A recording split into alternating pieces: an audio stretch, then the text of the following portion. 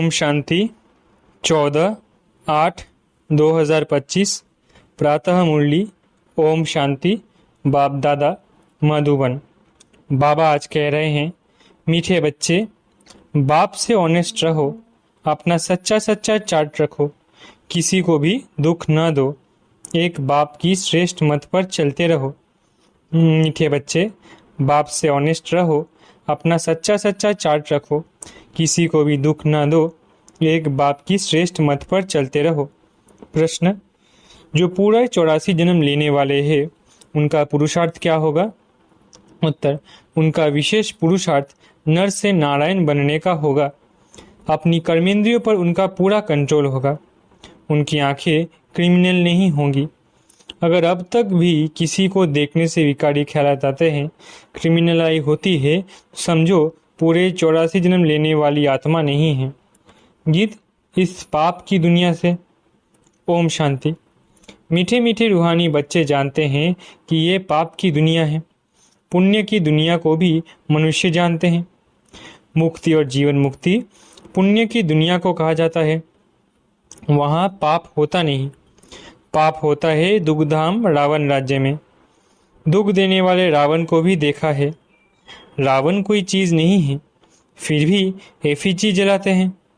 बच्चे जानते हैं हम इस समय रावण राज्य में हैं, परंतु किनारा किया हुआ है। हम अभी पुरुषोत्तम संगम युग पर हैं। बच्चे जब यहाँ आते हैं तो बुद्धि में यह है, हम उस बाप के पास जाते हैं जो हमको मनुष्य से देवता बनाते हैं, सुखधाम का मालिक बनाते हैं। सुखधाम का मालिक बनाने वाला कोई ब्रह्मा नहीं है, कोई भी देहधारी नहीं है। वो है ही शिव बाबा, जिसको देह नहीं है। देह तुमको भी नहीं था, परंतु तुम फिर देह लेकर जन्म मरण में आते हो तो तुम समझते हो हम बेहद के बाप पास जाते हैं, वो हमको श्रेष्ठ मत देते हैं। तुम ऐसा पुरुषार्थ करने से स्वर्ग का मालिक बन सकेंगे। स्वर्ग को तो सब याद करते हैं, समझते हैं नई दुनिया जरूर है, वो भी जरूर कोई स्थापन करने वाला है। नर्क भी कोई स्थापन करते हैं।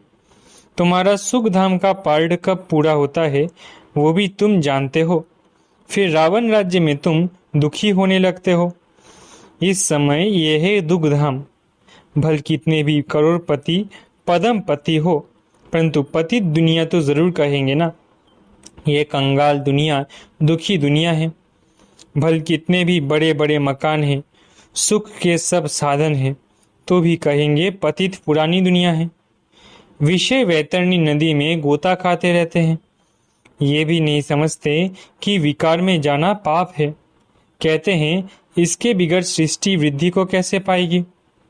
बुलाते भी है, हे भगवान, हे पतित पावन, आकर इस पतित दुनिया को पावन बनाओ। आत्मा कहती है शरीर द्वारा, आत्मा ही पतित बनी है तब तो पुकारती है। स्वर्ग में एक भी पतित होता नहीं। तुम बच्चे जानते हो कि ये संगम युग पर जो अच्छे पुरुषार्थी है वही समझते हैं कि हमने 84 जन्म लिए हैं, फिर इन लक्ष्मी नारायण के साथ भी हम सत्युग में राज्य करेंगे। एक ने तो 84 जन्म नहीं लिया है ना। राजा के साथ प्रजा भी चाहिए। तुम ब्राह्मणों में भी नंबरवार है। कोई राजा रानी बनते हैं, कोई प्रजा। बाप कहते हैं बच्चे, अभी ही तुम्हें दैवी गुण धारण करने हैं। ये आंखें क्रिमिनल है। कोई को देखने से विकार की दृष्टि जाती है तो उनके 84 जन्म नहीं होंगे। वो नर से नारायण बन नहीं सकेंगे। जब इन आँखों पर जीत पालेंगे तब कर्मातीत अवस्था होगी। सारा मदार आँखों पर है। आँखें ही धोखा देती है।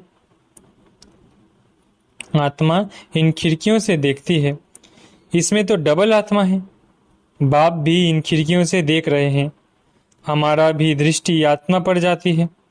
बाप आत्मा को ही समझाते हैं। कहते हैं मैंने भी शरीर लिया है, तब बोल सकते हैं।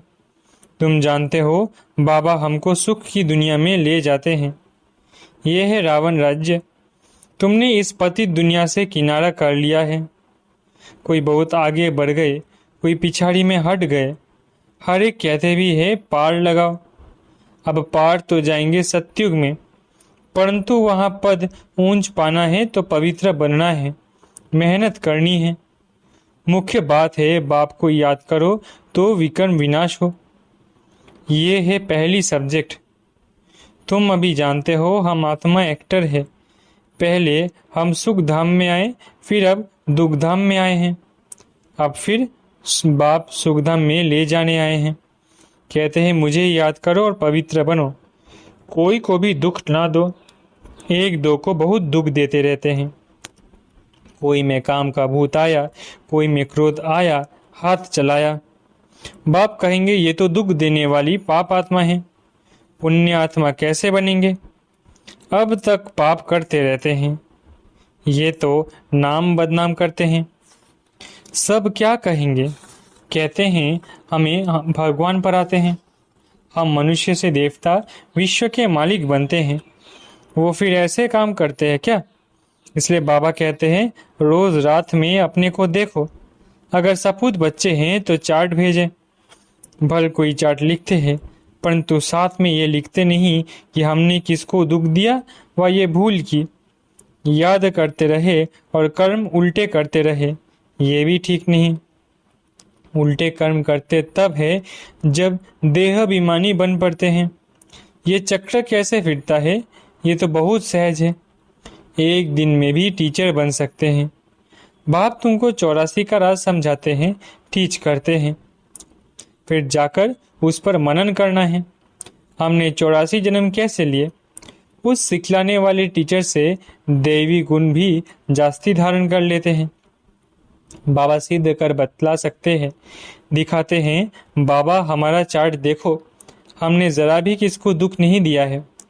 बाबा कहेंगे ये बच्चा तो बड़ा मीठा है, अच्छी खुशबू निकाल रहे हैं। टीचर बनना तो सेकंड का काम है। टीचर से भी स्टूडेंट से याद की यात्रा में तीखे निकल जाते हैं, तो टीचर से भी ऊंच पद पाएंगे। बाबा तो पूछते हैं किसको टीच करते हो? रोज शिव के मंदिर में जाकर टीच करो। शिव बाबा कैसे आकर स्वर्ग की स्थापना करते हैं, स्वर्ग का मालिक बनाते हैं। समझाना बहुत ही सहज है। बाबा को चार्ट भेज देते हैं। बाबा हमारी अवस्था ऐसी है। बाबा पूछते हैं बच्चे कोई विक्रम तो नहीं करते हो? क्रिमिनल आई उल्टा सुल्टा काम तो नहीं कराती है? अपने मैनर्स कैरेक्टर्स देखने हैं। चाल चलन का सारा मदार आंखों पर है। आंखें अनेक प्रकार से धोखा देती है। जरा भी बिगर पूछे चीज उठाकर खाया तो वो भी पाप बन जाता है, क्योंकि बिगर छुट्टी की उठाई ना। यहाँ कायदे बहुत हैं। शिव बाबा का यज्ञ है ना, चार ज्वाली के बिगर पूछे चीज खा नहीं सकते। एक खाएंगे तो और भी ऐसे करने लग पड़ेंगे। वास्तव में यहाँ कोई चीज ताले के अंदर रखने की दरकार नहीं है। लोग कहता है कि इस घर के अंदर किचन के सामने कोई भी अपवित्र आने नहीं चाहिए। बाहर में तो अपवित्र पवित्र का सवाल ही नहीं, परंतु पतित तो अपने को कहते हैं ना। सब पतित है। कोई वल्लभाचार्य को अथवा शंकराचार्य को हाथ लगा ना सके, क्योंकि वो समझते हैं हम पावन हैं, ये पतित है। भल यहाँ सबके शरीर पतित है, तो भी पुरुषार्थ अनुसार विकारों का संन्यास करते हैं।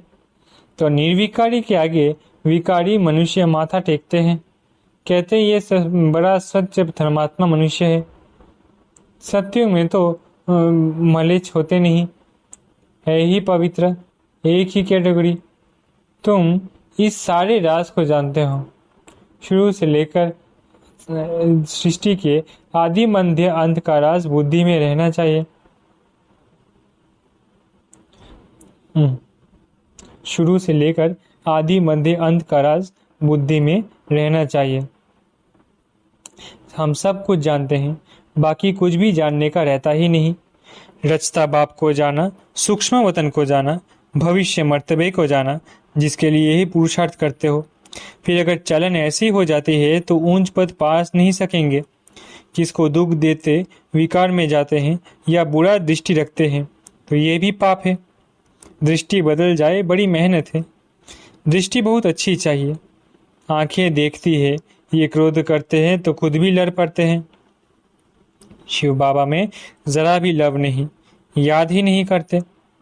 बलिहारी शिव बाबा की है, बलिहारी गुरु आपकी, बलिहारी उस सदगुरु की जिसने गोविंद श्री कृष्ण का साक्षात्कार कराया। गुरु द्वारा तुम गोविंद बनते हो। साकार से सिर्फ मुख मीठा नहीं होता, साक्षात्कार से सिर्फ मुख मीठा नहीं होता। मीरा का मुख मीठा हुआ क्या? सचमुच स्वर्ग में तो गई नहीं। वो है भक्ति मार्ग, उनको स्वर्ग का सुख नहीं कहा जाता। गोविंद को सिर्फ देखना नहीं है, ऐसा बनना है। तुम यहाँ आए हो ऐसा बनने, ये नशा रहना चाहिए। हम उनके पास जाते हैं जो हमको ऐसा बनाते हैं। तो बाबा सबको ये राय देते हैं, चार्ट में ये भी लिखे, आंखों ने धोखा तो नहीं दिया, पाप तो नहीं किया। आंखें कोई ना कोई बात में धोखा जरूर देती है। आंखें बिल्कुल शीतल हो जानी चाहिए। अपने को अशरीरी समझो।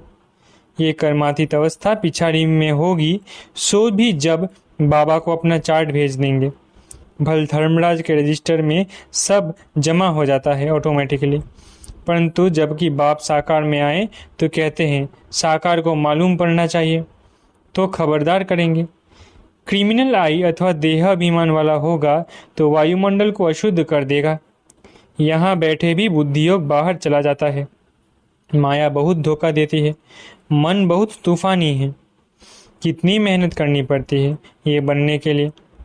बाबा के पास आते हैं, बाबा ज्ञान का श्रृंगार कराते हैं आत्मा को।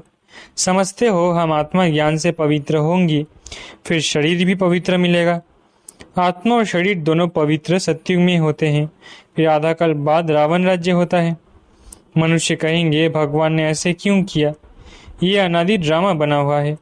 भगवान ने थोड़ी ही कुछ किया। सत्युग में होती ही है एक देवी देवता धर्म। कोई कहते हैं ऐसे भगवान को हम याद ही क्यों करें? लेकिन तुम्हारा दूसरे धर्म से कोई मतलब नहीं है।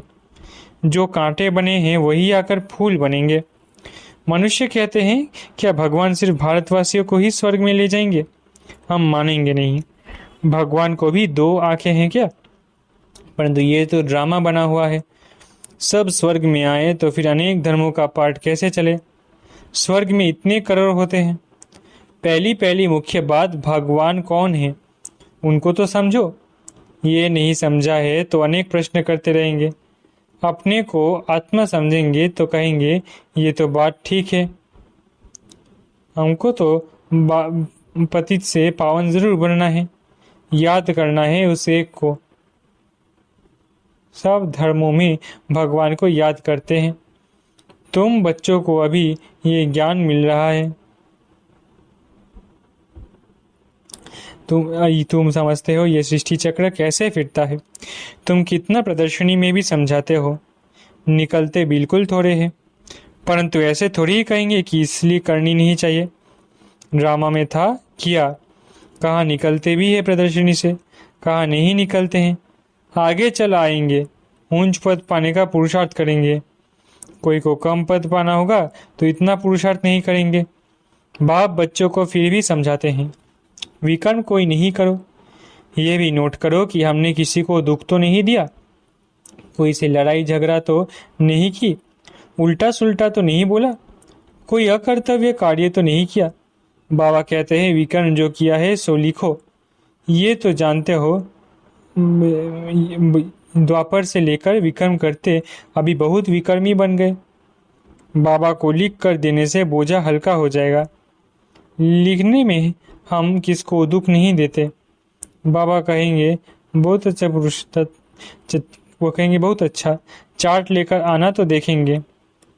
बाबा बुलाएंगे भी ऐसे बच्चे को हम देखे तो सही। सपूत बच्चों को बाप बहुत प्यार करते हैं। बाबा जानते हैं अभी कोई संपूर्ण बना नहीं है। बाबा हर एक को देखते हैं कैसे पुरुषार्थ करते हैं। बच्चे चार्ट नहीं लिखते हैं तो ज़रूर कुछ खामियां हैं जो बाबा से छिपाते हैं। सच्चा ऑनेस्ट बच्चा उनको ही समझता हूँ जो चार्ट लिखते हैं। चार्ट के साथ फिर मैनर्स भी चाहिए। अच्छा, मीठे मीठे सिखलते बच्चों प्रति माता पिता बाप दादा का यात्रा गुड मॉर्निंग। रूहानी बाप की रूहानी बच्चों को नमस्ते। हम रूहानी बच्चों की रूहानी माता पिता बाप दादा को याद प्यार, गुड मॉर्निंग और नमस्ते। धारणा के लिए मुख्य सार। पहला, स्वयं का बोझ हल्का करने के लिए जो भी विकर्म हुए हैं वो बाप को लिख कर देना है। अब किसी को भी दुख नहीं देना है, सपूत बनकर रहना है। दूसरा, अपनी दृष्टि बहुत अच्छी बनानी है, आंखें धोखा न दे, इनकी संभाल करनी है। अपने मैनर्स बहुत बहुत अच्छे रखने हैं, काम क्रोध के वश हो कोई पाप नहीं करने हैं। वरदान, लक्ष्य और मंजिल को सदा स्मृति में रख तीव्र पुरुषार्थ करने वाले सदा होली और हैप्पी भव। लक्ष्य और मंजिल को सदा स्मृति में रख तीव्र पुरुषार्थ करने वाले सदा होली और हैप्पी भव। ब्राह्मण जीवन का लक्ष्य है बिना कोई हद के आधार के सदा आंतरिक खुशी में रहना। जब ये लक्ष्य बदल हद की प्राप्तियों की छोटी छोटी गलियों में फंस जाते हो तब मंजिल से दूर हो जाते हो।